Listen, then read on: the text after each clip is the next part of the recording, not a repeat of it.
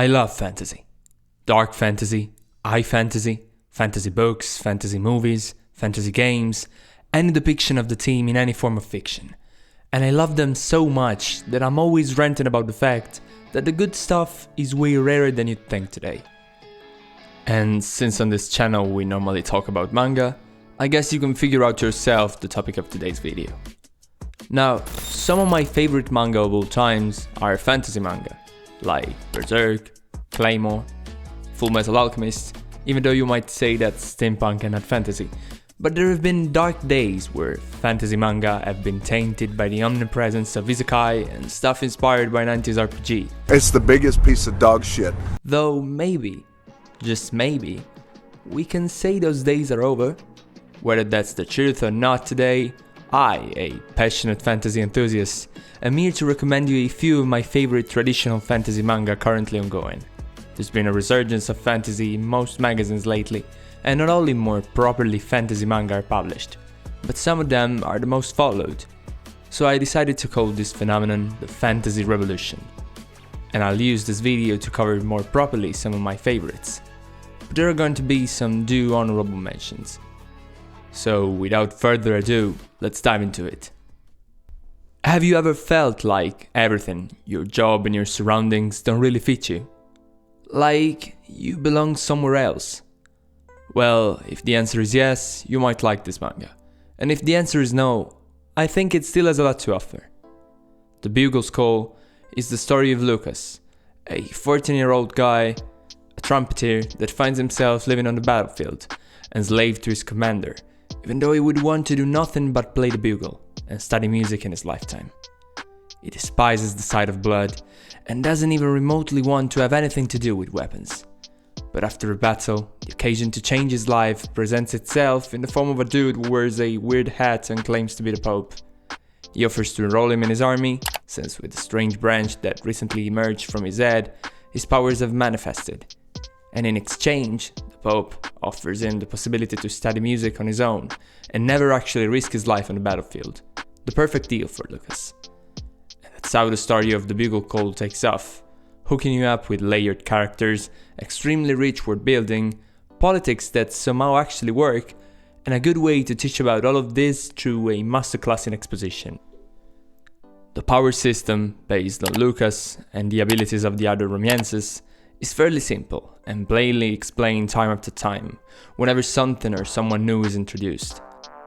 And while the art style isn't anything particularly outstanding, at the very least compared to a few of the stories that will be later on in this list, it's nonetheless really consistent and well managed, probably also thanks to the fact that it's two guys working on the thing, one writing and the other drawing.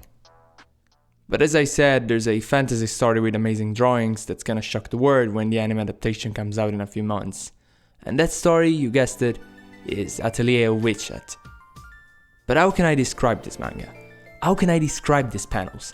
The only thing I can say about them is that the first time I saw them I was flabbergasted. You don't find a manga like this very often. One that looks like this and keeps on throwing at you unbelievable art chapter after chapter. Sometimes it seems like it came out of some medieval bestiary, and I mean, not only it's almost like an art book, but the story is one of the most intriguing I got myself into recently. Coco, the kid protagonist of this story, always dreamt of being a mage, but saw her hopes shattered when she was very young, because she was simply born without powers. Magic is something that belongs to some chosen ones, like a natural talent, a gift without which nobody can perform spells. Until she finds out it's not like that. One day, a mage named Kifri stops by her home, and when peeking at him she realizes that spells are drawn and not casted. She understands how to use the magic pen she received by a mysterious figure when she was a kid, and from this point on, a spiral of events will see her leaving her home to join Kifri's atelier to study the world of magic.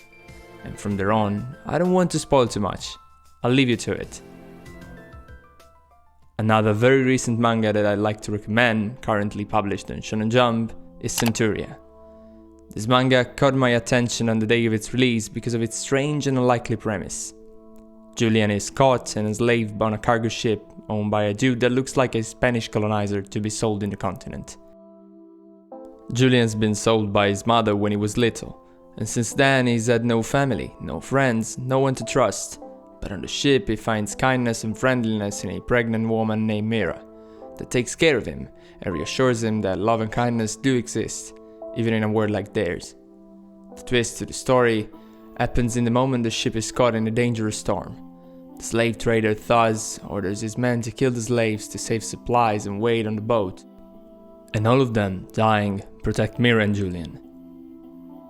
But when it seems like the end is near for them too, an eldritch entity emerges from the sea, asking the two to forge a pact.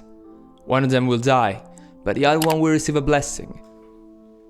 Mira, in an anatomically questionable scene, decides to sacrifice herself to save her child Diana, and Julian is thus granted the power of 100 slaves, and 100 lives too.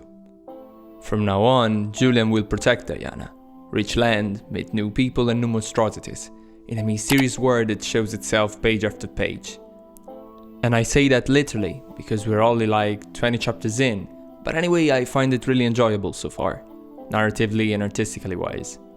I don't know if it's going to be one of the next big things, and I tend not to make this kind of predictions, but I would highly suggest to give it a go anyways. And the video could end here, but still a few mentions are necessary.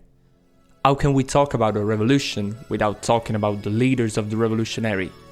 Frieren's been the object of too many video essays, being the anti-isekai formula, the highest rated anime of all times, and people based entire channels on it, and the second season of its anime, which has been amazing so far, has just recently been announced. So much has been said about it that it's almost impossible to say something entirely new. So I'm just going to say that you should read it, or if you don't feel like it, at least watch it. Its plot, the way the story develops, and the pleasingly slow pace it moves at will captivate you, and trust me, you won't regret it. On the other hand, do you always feel like you struggle to catch up with long ongoing manga with all their weekly releases? Then start reading Made in Abyss and you'll get one new chapter every century. For real. Jokes aside, Made in Abyss is a great read if you're just able to ignore a few of the author's obsessions. We all know what I'm talking about, and I won't say it out loud. Anyway, great world building, great fantastical creatures, and a beautiful art style. The only objection you could make is that it's not really a traditional fantasy because of the steampunk elements. And you'd be right. But still I felt like including it in this list. And I would probably also recommend Dungeon Meshi, if I'd already seen it. But I'm probably going to give it a go very soon since everybody is saying wonders about it, so you should probably check it too. And with that, the video is done. I hope you didn't know a few of the ones I showed you and you had a good time with this one. Tell me what you think about it and share your favorite fantasy manga in the comments down below. See you in the next one, guys.